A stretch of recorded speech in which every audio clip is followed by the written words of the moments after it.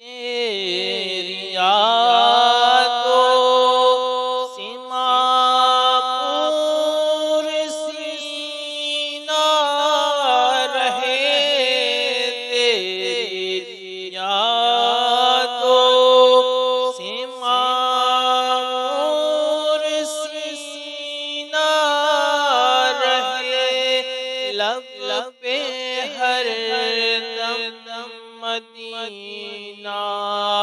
مدینہ رہے، بس میں دیوانہ بن جاؤں سلطان دی، بس میں دیوانہ بن جاؤں سلطان دی،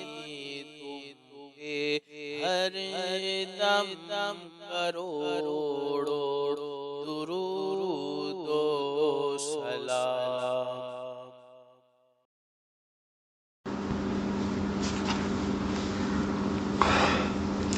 اعوذ باللہ من الشیطان الرجیم، بسم اللہ الرحمن الرحیم، لا الہ الا اللہ محمد رسول اللہ، صلی اللہ علیہ یا رسول اللہ، صلی اللہ تعالی علیہ وسلم، نور من نور اللہ۔ قرآن و حدیث کی روشنی میں حضرت ٹیپو سلطان رحمۃ اللہ علیہ کی سیرت۔ حضرت ٹیپو سلطان شہید رحمۃ اللہ علیہ سچے محب وطن اور تمام طبقے کے لوگوں کے ساتھ عدل و انصاف کرنے والے بادشاہ تھے۔ ان کے دور میں سب کو اپنے مذہب کے مطابق عمل کرنے کی مکمل آزادی حاصل تھی، ساتھ ہی شریعت کے ہر حکم پر عمل کیا کرتے تھے۔ ان کے اندر اسلامی معاشرے کے قیام کا بھرپور جذبہ تھا۔ وہ تقویٰ و پرہیزگاری، شرم و حیا، روزہ و نماز کی پابندی اور نماز تہجد بھی ادائیگی کا بڑا اہتمام کرتے تھے۔ دینی علوم میں بڑی مہارت حاصل تھی۔ بادشاہ ہونے کے باوجود بہت سی کتابیں لکھی اور سری رنگا پٹن میں دینی و عصری تعلیم کے لیے جامع الامور نام ایک یونیورسٹی قائم کی۔ نیز اہل علم کو ہر مسجد میں بچوں کی تعلیم کے لیے دینی مدارس قائم کرنے کا حکم دیا۔ جب انہوں نے میسور کی جامع مسجد تعمیر کروائی تو ملک کے بڑے بڑے علماء و مشائخ کی موجودگی میں فرمایا، اس مسجد کا افتتاح وہ شخص کرے جس کی ایک فرض نماز بھی قضا نہ ہوئی ہو۔ جب کوئی آگے نہیں بڑھا تو نماز پڑھانے کے لیے خود آگے بڑھے اور فرمایا، الحمدللہ آج تک میری ایک فرض نماز بھی قضا نہیں ہوئی، مگر افسوس اتنے بڑے شریعت کے پابند اور عدل انصاف کرنے والے بادشاہ کی ساری خوبیوں کو چھپا کر آج ان کی سیرت و کردار کو غلط انداز میں پیش کیا جا رہا ہے۔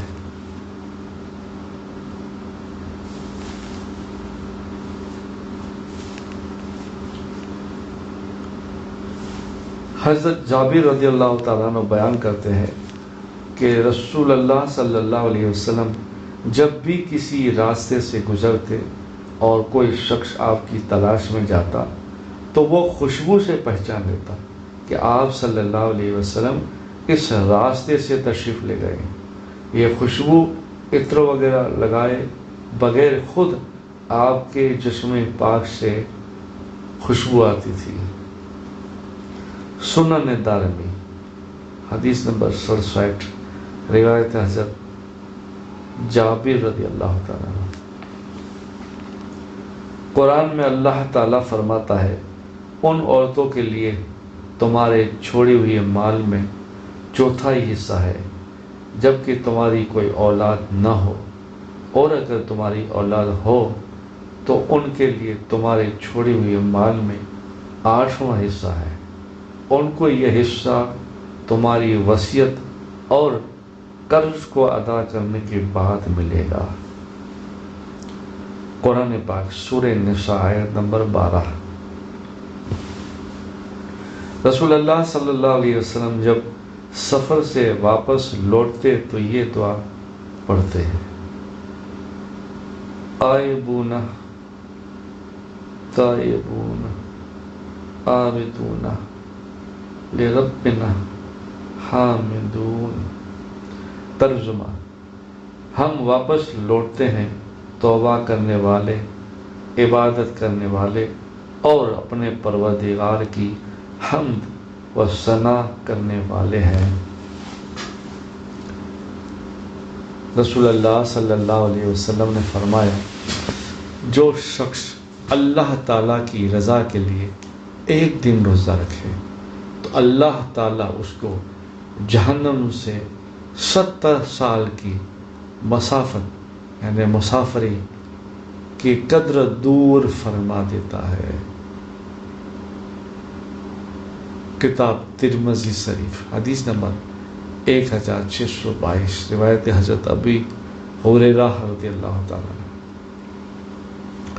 قرآن میں اللہ تعالیٰ فرماتا ہے، جو لوگ اللہ سے پختہ عہد کرنے کے بعد توڑ ڈالتے ہیں اور جن تعلقات کے جوڑنے کا اللہ نے حکم دیا ہے ان کو توڑتے ہیں اور زمین میں فساد پھیلاتے ہیں، انہی لوگوں پر اللہ کی فٹکار ہوگی اور آخرت میں ان کے لیے بڑی خرابی ہوگی۔ سورہ رعد، قرآن پاک سورہ رعد آیت نمبر 25۔ قرآن میں اللہ تعالیٰ فرماتا ہے، جب اللہ تعالیٰ انسان کو آزماتا ہے تو اس کو ظاہر نہ مال و دولت دے کر اس کا اکرام کرتا ہے تو وہ بطور فخر کہنے لگتا ہے کہ میرے رب نے میری قدر بڑھا دی، حالانکہ یہ اس کی طرف سے اس کی آزمائش کا ذریعہ ہے، کیونکہ جتنا زیادہ مال ہوگا قیامت کے دن حساب میں اتنی ہی پریشانی ہوگی۔ قرآن پاک سورہ فجر آیت نمبر 15۔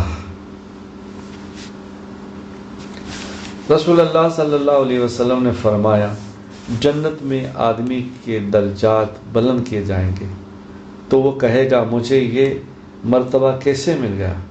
پھر اسے بتایا جائے گا کہ یہ قیام تم کو تمہاری اولاد کے استغفار کرنے کی وجہ سے ملا۔ کتاب ابن ماجہ، حدیث نمبر 3660، روایت حضرت ابی ہریرہ رضی اللہ تعالیٰ عنہ۔